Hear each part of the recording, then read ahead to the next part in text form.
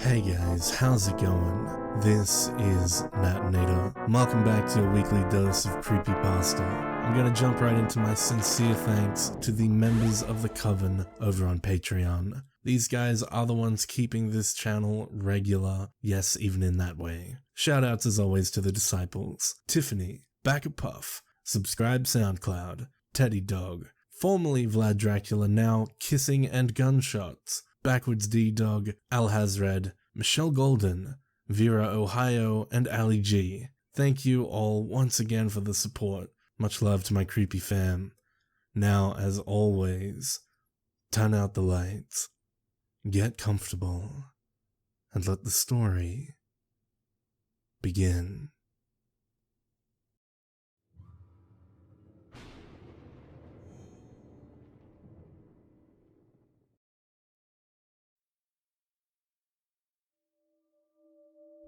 Am I going to be charged with murder? The detective sighed and did not answer. His eyes were tired, haunted. Just help us get to the bottom of this, he said. Okay, I answered. I'll do my best. I could hear the tremor in my voice. I hadn't stopped shaking since it happened. I'd had a strong drink to settle my nerves. It hadn't worked. Let's start at the beginning, said the detective. You were having a Halloween party. Yeah, I said. We do it every year. We take turns hosting and the whole block participates. This year it was our turn. So, you're the one who set up the decorations? Yeah, I said. Oh God, that sounds bad. But it wasn't me. It was lots of people. I was mostly just supervising. Can you give me a list of who was involved? Yeah, it was, oh, I'm sorry. I'm all over the place. Just give me a moment to calm down. I can give you the list. That's okay. We can come back to that. Okay. So, who was it that set up the scarecrow? It was me, I said. But I didn't...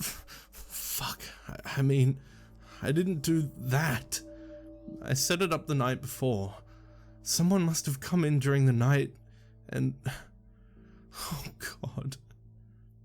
The room swayed, and my breath came sharp and fast. My heart ratcheted up its pace to breakneck speed, and darkness began to close in around my vision.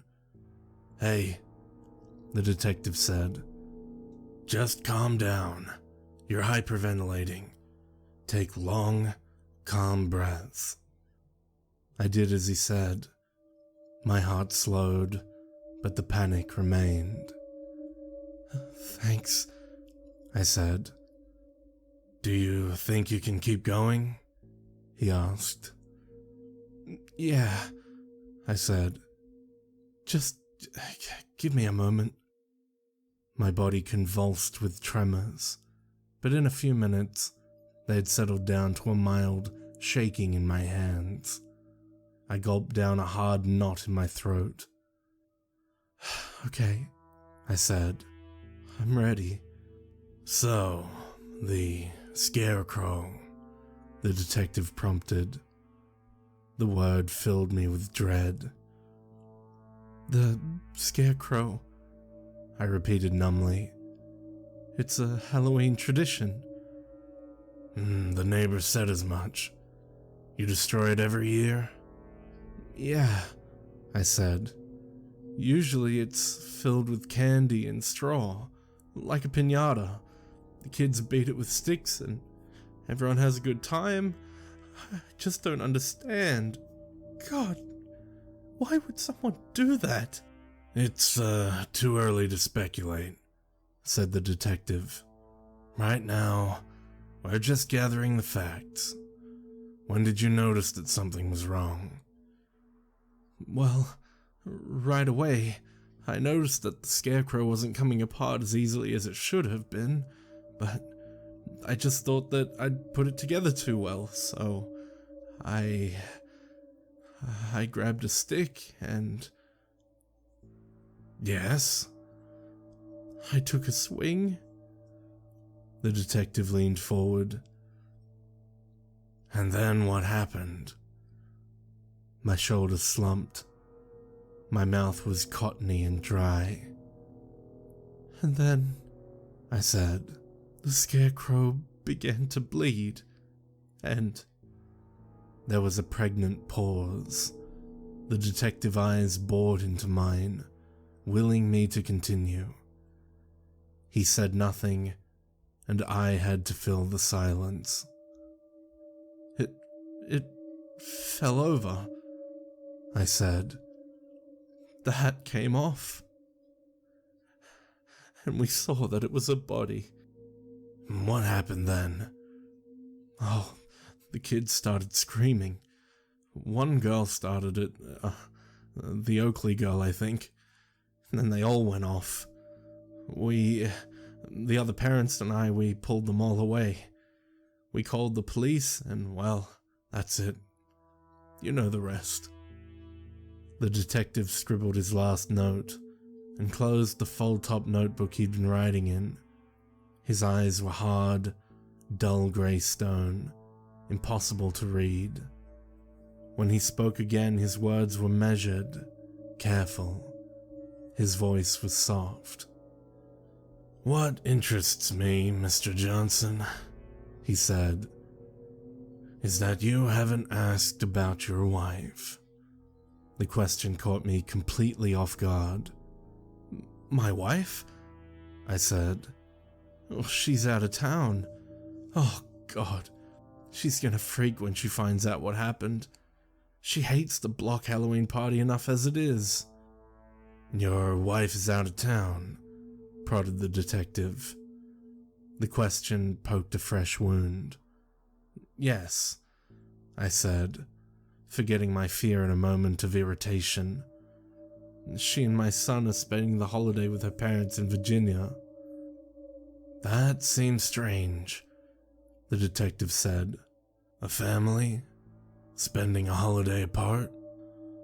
I got the feeling he knew something more than he was letting on. Have you talked to her? I said. I'd like to hear your side.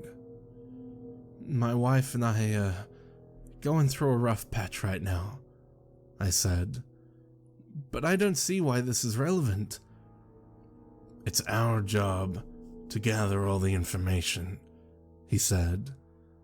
Then we can decide what is and is not relevant. Why was your wife not spending the holiday with you? I sighed. I wasn't proud of it, but I was getting flustered. I could feel hot blood rising to my face. We're separated, I said. Why is that? It's personal. Your wife said that it was related to infidelity. So, you have talked to her? Yes. Fine, I said. You know, I cheated on my wife. I destroyed our family. It's all my fault. Now I've had a hell of a day, so if you don't mind, can you please tell me what the fuck this has to do with anything? The detective paused. He spoke softly. Your wife is in police custody, Mr. Johnson. What? I'm sorry to have to tell you this, he said, but she has rendered a full confession. A full confession for what? What the hell are you talking about? It happens occasionally in cases of separation, he said. One party feels the need to punish the other. Unfortunately, the children are sometimes used as a tool to that end. The realization hit me like a punch to the gut. The room swam. Bile rose in my throat. "Oh, God," I gasped. "Oh, God, no." "I am afraid we have positively identified the remains as belonging to your son, Ben," he said. The scream died in my throat. I blacked out.